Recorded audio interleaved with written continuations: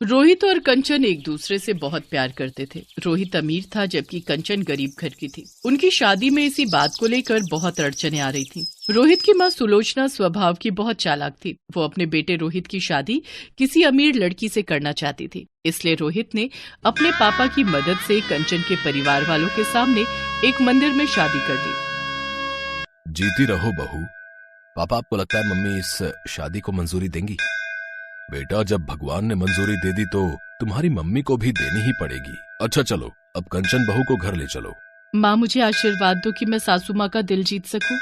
बेटी, मुझे पता है तू एक न एक दिन अपनी सासू माँ का दिल जरूर जीत लेगी और मेरा आशीर्वाद हमेशा तेरे साथ है।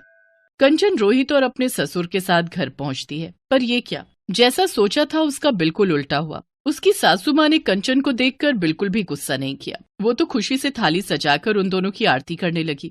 ये देखकर रोहित और उसके पापा हैरान रह गए। उन्हें तो लगा कि सुलोचना पूरे घर को सिर पर उठा लेगी, पर ऐसा कुछ भी नहीं हुआ। सुलोचना ने कंचन का बहुत प्यार से स्वागत किया। आओ बहू, अंदर आओ, नए घर में तुम्हारा स्वागत है। देखो जी, शादी तो तुम चुपचाप कराए, पर रिसेप्शन में बहुत बड़ा करना चाहती हूँ। मेरे भी तो अरमान है कि आस पड़ोस और रिश्तेदार सब मेरी बहू को देखे। हाँ हाँ सुलोचना, बिल्कुल, मैं आज ही रिसेप्शन के सारे इंतजाम करता हूँ। कंचन खुश थी कि उसकी सास ने उसे अपना लिया था, पर ऐसा कुछ भी नहीं था। सुलोचना बहुत चालाक थी। वो अपने मन में कोई और ही खिचड़ी पका रही थी। मैं ये झूठे प्यार का नाटक ज्यादा दिन नहीं कर सकती। मुझे कुछ और ही सोचना होगा, हाँ, ताकि मैं इस लड़की को अपने घर से निकाल सकूं। सुलोचना ने कंचन को बहू के रूप में नहीं अपनाया था। वो तो सबके बीच नाटक कर रही थी। रिसेप्शन में सुलोचना कंचन को अपने रिश्तेदारों और पड़ोसियों से मिलवाती है। रोहित का ध्यान अपने दोस्तों में था। क्या बात है सुलोचना, तूने तो चोरी चुपके बेटे की शादी भी कर दी और अचानक से रिसेप्शन भी रख दिया। बात कुछ हजम नहीं हुई। अब क्या बताऊं सुषमा, बहू गरीब घर की है बेचारी, इसलिए चुन्नी चढ़ा कर ले आए। अब बारात जाती तो इसके माता पिता में इतनी गुंजाइश नहीं थी कि बारात का स्वागत कर सकते। अरे बिल्कुल भी कुछ नहीं है, तुम क्या समझ रही हो, घर में बैठने के लिए कुर्सी तक तो है नहीं। वो तो रोहित को ना जाने इसमें क्या दिख गया। अब बच्चों की तो तुम जानती ही हो, जिद के आगे झुकना ही पड़ता है, वरना मैं तो इसे कभी भी अपनी बहू ना बनाती। अच्छा, तुम लोग अब आई हो रिसेप्शन में तो अच्छे से खा पी कर जाना। बबली, उषा, सुन रही हो ना, हमने रिसेप्शन बड़ा पैसा लगा कर रखा है, एक एक बढ़िया चीज बनवाई है। बहू अगर गरीब घर की है तो क्या हो गया, ससुराल तो उसे अमीर मिला है। चलो मैं और मेहमानों को देख लूं। सास की बातें सुनकर कंचन की आंखें आंसुओं से भर आती हैं। तभी उसके माँ और पापा आ जाते हैं। कंचन अपने आंसू पोंछ लेती है। सुलोचना मुंह बनाती हुई उसके आगे से चली जाती है। बेटी, तू अपने ससुराल में खुश तो है ना? कंचन, तेरी सास ने तेरे साथ कुछ गलत बात तो नहीं की? जी पापा जी, माँ जी तो मुझे बहुत प्यार करती हैं। पता है, जब से आई हूँ कोई काम ही नहीं करने देती, सारा दिन ठाठ से बैठे रहती हूँ। कंचन अपने मम्मी पापा को झूठ बोल देती है, पर सच तो ये था कि सुलोचना उसके साथ सीधे मुंह बात ही नहीं करती थी। जब तक सुलोचना के ससुर और रोहित घर पर होते थे, तब तक तो सुलोचना कंचन से बहुत मीठे से बात करती, और जैसे ही वो दोनों घर से जाते, सुलोचना उससे घर के सारे काम करवाने शुरू कर देती। और शाम को जब वो दोनों वापस आते तो उसका रवैया अलग ही। अरे वाह, खीर बहुत टेस्टी बनी है। 2-3 दिन से मेरा मीठा खाने का बहुत मन था। अरे बेटा, मुझे पता था, तभी मैंने शाम को बना दी। तुझे पसंद आई, ये मुझे बहुत अच्छा लगा। मैंने चीनी भी कम डाली थी। मुझे पता था तू मीठा कम खाता है। पर माँ, मीठा तो इसमें बहुत तेज है। सुलोचना झूठ बोल रही थी, क्योंकि खीर उसने नहीं बल्कि कंचन ने बनाई थी। कंचन ने मीठा ज्यादा डाल दिया था। जब सुलोचना की चोरी खुलने वाली थी तो कंचन बात को संभाल लेती है। अरे वो मैंने ही मीठा ज्यादा डाल दिया, मुझे नहीं पता था कि माँ जी मीठा डाल चुकी हैं। कोई बात नहीं बहू, आगे से मीठा कम डाल लेना। एक कटोरी मुझे भी दे दो।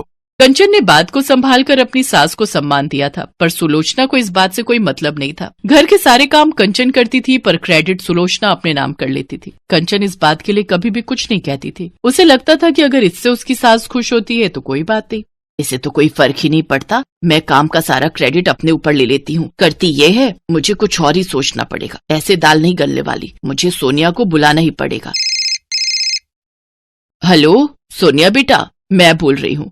हाँ ठीक है, तुम कुछ दिनों के लिए आ जाओ।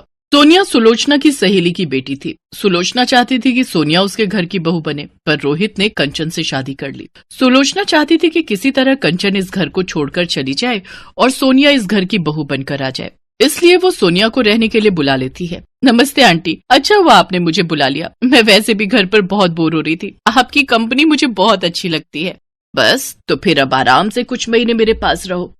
मैं तो ये चाहती हूँ कि तुम हमेशा के लिए ही यहाँ रहो, पर तुम्हें इस रास्ते के कांटे को निकालना होगा। जब तक ये कंचन यहाँ पर है तुम इस घर की बहू नहीं बन सकती। आप चिंता मत करो आंटी, अब मैं आ गई हूँ ना, मैं इस कंचन को घर से निकाल कर ही दम लूंगी।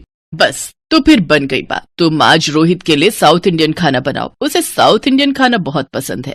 दिल का रास्ता पेट से होकर गुजरता है। रोहित तुम्हारे हाथ का बढ़िया खाना खाएगा तो अपने आप तुम पर लट्टू हो जाएगा। पर आंटी मुझे तो खाना बनाना आता ही नहीं है, मैं कैसे बनाऊंगी? अरे तो कोई बात नहीं, खाना कंचन बना लेगी। जब रोहित और उसके पापा आए तो मैं बोल दूंगी तुमने बनाया है, बस हो गया काम। सोनिया रसोई में जाती है और कंचन को मीठी मीठी बातों में फंसाकर साउथ इंडियन खाना बनाने के लिए कहती है।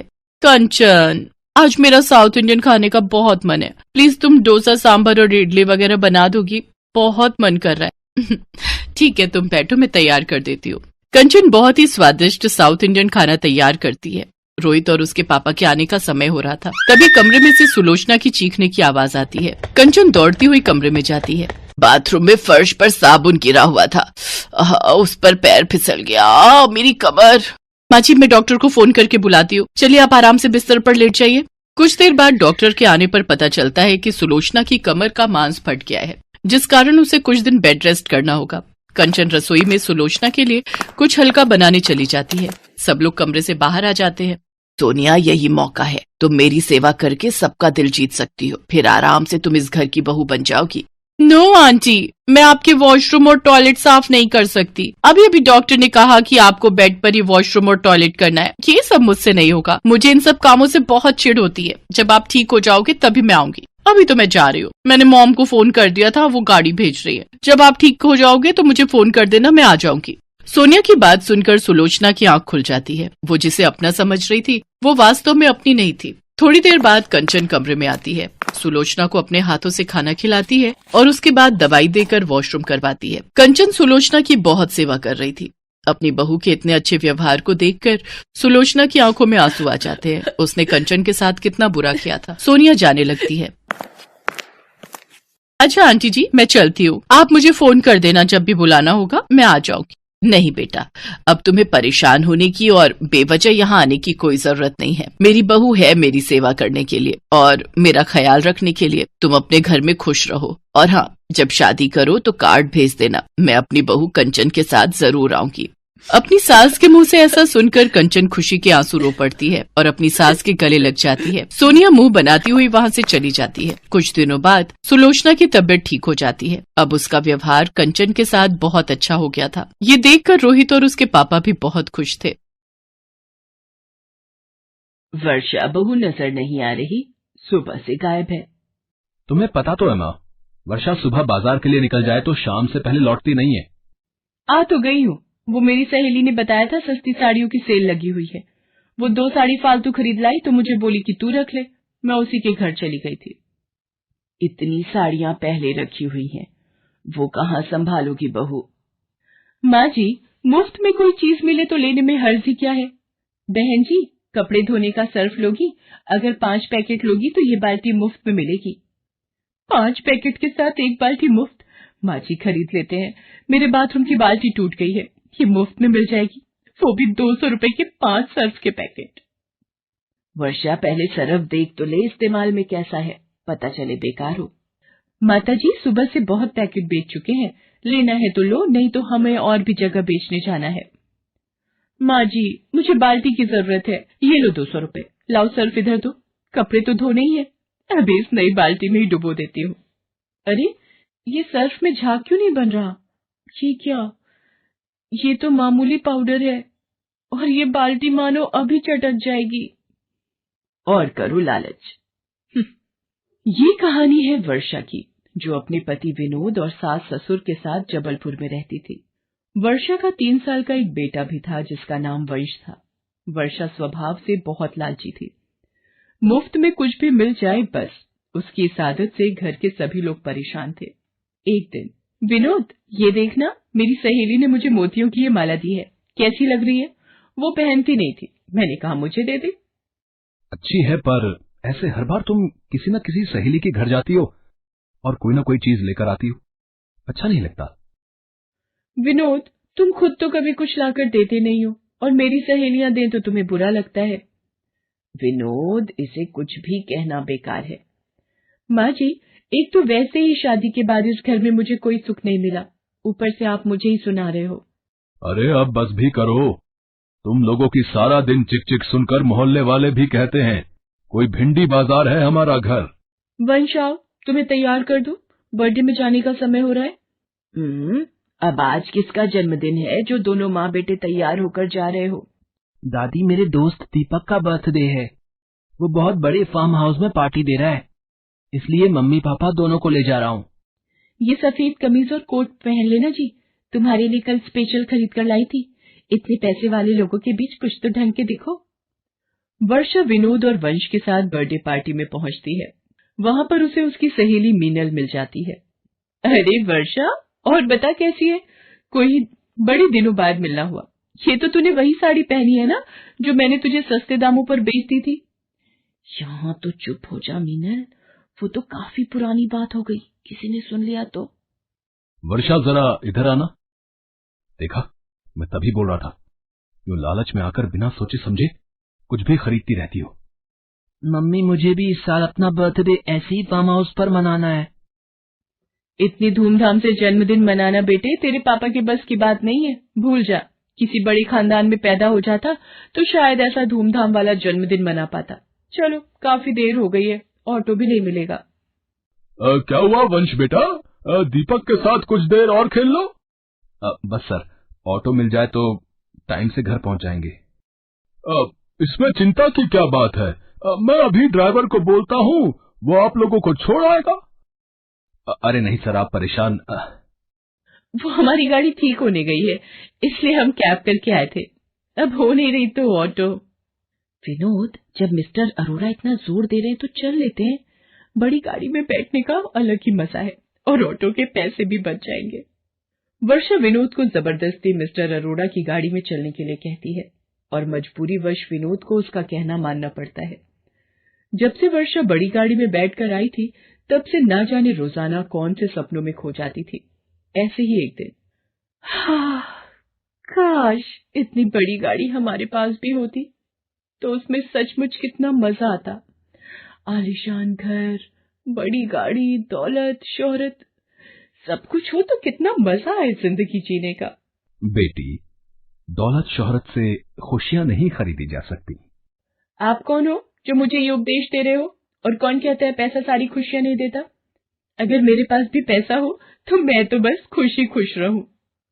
अच्छा, चलो एक काम करो, मैं तुम्हें नोट छापने की एक मशीन दूंगा, पर वो एक जादुई मशीन होगी जो रोजाना घर में से कोई भी एक चीज लेकर बदले में तुम्हें नोट देगी। लेकिन याद रखना, मशीन रोजाना नोट देती है, इसलिए एक दिन भी तुमने उस मशीन को कुछ नहीं दिया, फिर वो तुम पर हावी हो जाएगी। बाबा, मुझे तो रोजाना ही नोट चाहिए, मुझे इसमें कोई परेशानी नहीं है। बस आप मुझे जल्दी से वो नोट छापने की मशीन दे दो, फिर तो मेरी सारी परेशानियां दूर हो जाएंगी। साधु वर्षा को नोट छापने की मशीन दे जाता है। कौन था वर्षा, इतनी देर से दरवाजे पर क्यों खड़ी थी? ये देखो माँ जी, एक साधु बाबा मुझे ये नोट छापने की मशीन दे गए हैं। अब रोजाना ये मशीन किसी भी एक चीज के बदले नोट देगी। ये तो कहीं नहीं सुना, तू तो लग रहा है दिन में सपने देख रही है और जादू और चमत्कार की बातें कर रही है। माँ जी, मैं सच कह रही हूँ, रुको मैं आपको इस मशीन में से नोट निकाल कर दिखाती हूँ। ये देखो, मैंने इसमें ये रुमाल डाला और अभी देखना नोट बाहर आएंगे। हाँ, ये तो कमाल हो गया वर्षा बहू, इस मशीन में तो नोट छपकर बाहर आ रहे हैं। सुनो जी, ये देखो, वर्षा बहू को एक साधु बाबा नोट छापने की मशीन ये मशीन तो सच में नोट छाप रही है। बाबूजी, अब आप देखते जाओ, हम लोग कुछ ही दिनों में करोड़पति बन जाएंगे। नोट छापने की मशीन देखकर विनोद न जाने किस चिंता में था। वो वर्षा से बोला, वर्षा, मुझे कुछ ठीक नहीं लग रहा है, इस तरह से मशीनों में कोई चीज डालकर नोट निकालना गलत है। मुझे तो इसमें कोई राज छुपा दिखाई पड़ता है। ऐसा ना हो ये लालच तुम्हें ले डूबे और कहीं तुम्हें पछताना न पड़े। अरे पछताऊंगी क्यों, जब रोजाना नोट हाथ में आएंगे तो फिर तो मानो रोज दिवाली। आओ माँ जी, आओ माँ जी, आज हम ढेर सारी शॉपिंग करने चलते हैं। मुझे कुछ चीजें दे दो ताकि मशीन में से नोट निकाल सकूं। मम्मी मुझे भी ढेर सारे महंगे खिलौने खरीदने हैं। मेरे दोस्त दीपक के पास बहुत बढ़िया और महंगे खिलौने हैं। ठीक है, आज तुम जितने मर्जी खिलौने खरीद लेना। मेरे पास बहुत पैसे हैं जो कभी खत्म नहीं होंगे। इस तरह वर्षा ने पैसे आते ही घर का नक्शा बदल दिया। नया घर, गाड़ी, धन दौलत सब कुछ उसके पास आ गया। एक दिन, हेलो मीनल, मेरे बेटे वंश का हैप्पी बर्थडे है, तो तुम्हें भी आना है। बहुत बड़े 5 स्टार होटल में पार्टी दे रही हो। ठीक है, बाय। वर्षा, ये क्या, तुम वंश के जन्मदिन की पार्टी दे रही हो? अरे, आज जब हमारे पास पैसों की कोई कमी नहीं है तो हम अपने वंश का जन्मदिन बहुत धूमधाम से मना सकते हैं। वर्षा वंश के जन्मदिन की तैयारियां कर रही थी। अचानक, विनोद, तुमने वंश को देखा है? दिखाई नहीं दे रहा। अपने कमरे में होगा।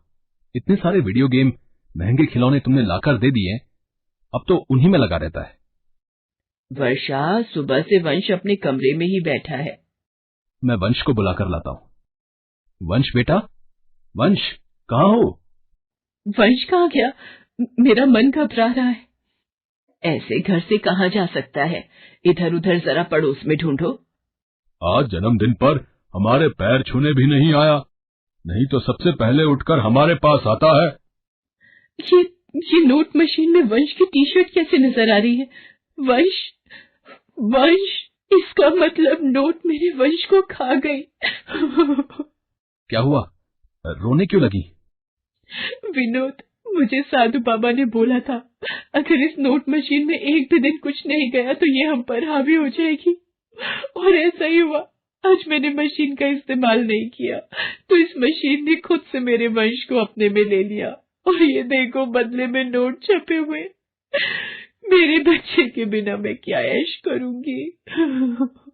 वर्षा रोने लगती है, पर नोट वाली मशीन वर्षा के पति विनोद, सास और ससुर तीनों को खींच लेती है और बदले में ढेर सारे नोट मशीन से बाहर आ जाते हैं। ये नहीं हो सकता। मैं अपने परिवार के बिना ये सब धन दौलत क्या करूंगी? मेरी असली दौलत तो मेरा परिवार है। साधु बाबा आप सही कह रहे थे, मुफ्त का धन खुशी नहीं देता, मेहनत से जितना भी कमाओ खुशी देता है। बाबा ये मशीन वापस ले लो, मुझे मेरे अपने दे दो, मैं कभी लालच नहीं करूंगी। नोट मशीन मेरे परिवार के लोगों को वापस कर, नहीं तो मैं तुझे तोड़ दूंगी। हे भगवान, इसके दिन में देखने वाले सपनों ने तो दिमाग खराब किया हुआ है, तभी नींद में सब कुछ फेंक रही है। वर्षा, ओ वर्षा, आज वंश का जन्मदिन है, उसके दोस्त आते ही होंगे। भटूरे का आटा तैयार कर दिया है, जाकर छोले बना ले। विनोद केक लेने गया हुआ है और तेरे बाबूजी वंश के साथ गुब्बारे फुलाने में लगे हुए हैं। ये सपना था, मेरे अपने मेरे पास है। माँ जी इधर आना, आज आपको गले लगाने का मन हो रहा है। आज इतना लाड क्यों दिखा रही है? कहीं इसलिए तो नहीं छोले भी मैं ही बना दूं? मेरी प्यारी सासू माँ। Thanks for watching.